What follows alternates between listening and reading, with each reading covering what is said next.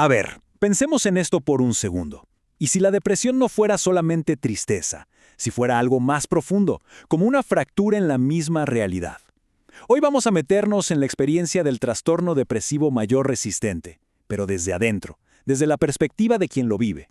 Queremos entender esta enfermedad crónica no como una simple etiqueta, sino como lo que realmente es, un desmoronamiento del yo. Es que la idea que vamos a explorar hoy de verdad rompe con todo lo que solemos pensar sobre la depresión. No vamos a hablar de un estado de ánimo bajo, no. Vamos a hablar de lo que puede llegar a ser, un quiebre neurológico total, uno que desmantela por completo la percepción del mundo y de uno mismo. Bueno, para ponerle el nombre oficial, hablamos del trastorno depresivo mayor resistente. Puede tener un componente genético y su característica más cruel es que, como dice el nombre, se resiste a los tratamientos que normalmente funcionan. Pero más allá de la definición de manual, ¿qué significa realmente vivir con esto? ¿Cómo se siente desde adentro? Todo arranca con el colapso de las funciones más básicas de la mente. Y ojo, no hablamos de estar triste, hablamos de perder la capacidad de procesar el mundo, de recordar, de prestar atención. Es literalmente un quiebre cognitivo. Imagínense esto en el día a día. Tareas súper sencillas, como seguir los pasos de una receta, de repente se vuelven imposibles. La mente simplemente no puede mantener el hilo. El día de ayer se borra de la memoria como si no hubiera pasado. Para alguien que trabaja con ideas, las palabras en una página se convierten en garabatos sin sentido. O sea, las herramientas más fundamentales de la mente dejan de funcionar. Así, de golpe. Y esto no se queda en la mente, ¿eh? La desorientación se vuelve física. La calle por la que has pasado 1000 veces, de repente se siente ajena, como si no la conocieras. El cerebro ve, pero ya no puede conectar esa imagen con el recuerdo. Es una sensación de irrealidad súper profunda, como si el mundo a tu alrededor estuviera mal dibujado. Y si el espacio se deforma, el tiempo simplemente se disuelve. La mañana, la tarde, la noche pierden todo su significado, se funden en un presente eterno y amorfo. La persona se queda ahí como suspendida en un limbo, totalmente desconectado del flujo normal de la vida. De esta fractura de la mente, pasamos a cómo el cuerpo se convierte literalmente en una prisión. Porque esta experiencia no es solo mental, es visceral, es un agotamiento físico constante y abrumador. Escuchen esta analogía, porque es brutalmente precisa. Imaginen moverse como si estuvieran sumergidos en agua. No es pereza para nada, es una resistencia física real que se siente en cada músculo, en cada movimiento. Y a eso súmele una ausencia total de energía vital, un vacío que nada, absolutamente nada, puede llenar.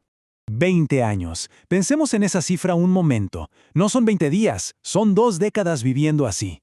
Imaginen lo que es pasar 20 años sin un solo día de sueño que de verdad te repare. Es un agotamiento crónico que no se va, no importa cuánto se descanse. Y aquí llegamos a lo que quizá es el corazón más oscuro de esta enfermedad.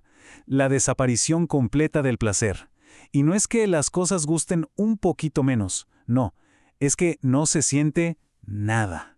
Todo lo que antes daba sentido a la vida, la pasión por aprender, la alegría de estar con gente querida, todo se convierte en un profundo y absoluto vacío. Ahora hablemos de la vulnerabilidad emocional. Imaginen vivir en un estado de hipersensibilidad constante, sin ningún tipo de defensa ante el mundo que nos rodea.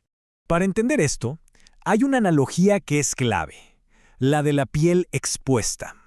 Normalmente, todos tenemos como una piel psicológica que nos protege de los roces sociales del día a día. Bueno, en esta condición, esa capa protectora simplemente no existe. ¿Y en la vida real cómo se ve esto? A ver, imaginen la escena. Un colega no te devuelve el saludo. Para la mayoría es un simple descuido, pero aquí no se procesa así. Se siente como una agresión directa, como una herida profunda e insoportable. El resultado es una fatiga social tan, pero tan grande, que el aislamiento parece la única forma de protegerse. Entonces, el mundo interno se convierte en un asedio sin fin. Por un lado, una culpa que lo invade todo, sin ninguna base racional. Por otro, el miedo. Un miedo que no necesita motivos. El pánico y la angustia aparecen de la nada, con la certeza de que una catástrofe es inminente. Y finalmente, la disociación. La sensación de estar viendo tu propia vida desde afuera, como si fueras un espectador. Y bueno, todo esto que hemos visto, todo converge en el punto más profundo de esta enfermedad. Ya no se trata solo de tener síntomas, sino de que la enfermedad empieza a borrar activamente la identidad, la voluntad, la esencia misma de la persona. Y aquí viene una de las paradojas más crueles, de verdad. El típico consejo bien intencionado de sé positivo o échale ganas, aquí no solo no funciona, sino que lo empeora. El cerebro, que está bajo un estrés crónico brutal, interpreta esa brecha entre la realidad y el deseo de mejorar como una exigencia imposible, y su reacción es aumentar todavía más el malestar. El resultado de todo esto es una inversión completa de quién era esa persona. Alguien que antes era extrovertido y líder, ahora vive en la apatía. La voluntad, esa fuerza que nos mueve, se debilita hasta casi desaparecer. Y quiero ser súper claro en esto, no es pereza, es la desaparición literal del motor que nos impulsa. Y ahora vamos a tocar el punto más delicado de todos y es muy importante abordarlo con cuidado. Desde esta perspectiva subjetiva, es crucial entender que el impulso de terminar con la propia vida no nace como una decisión racional.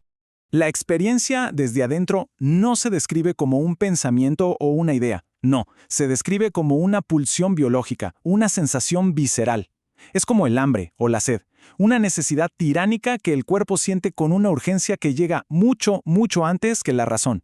Por lo tanto, para el sistema nervioso que está en este estado de colapso, no se siente como una elección, se siente como una exigencia biológica, como la única alternativa posible para ponerle fin a un dolor que ya se ha vuelto insoportable. Después de este recorrido tan íntimo por la experiencia de la depresión resistente, la pregunta ya no es solo sobre la enfermedad, sino sobre quienes escuchamos. No se trata de saber los síntomas, sino de entender la profundidad de este quiebre con la realidad. Y quizá, solo quizá, al entenderlo, podamos empezar a escuchar de una manera diferente. Una que ofrezca validación, no soluciones simplistas.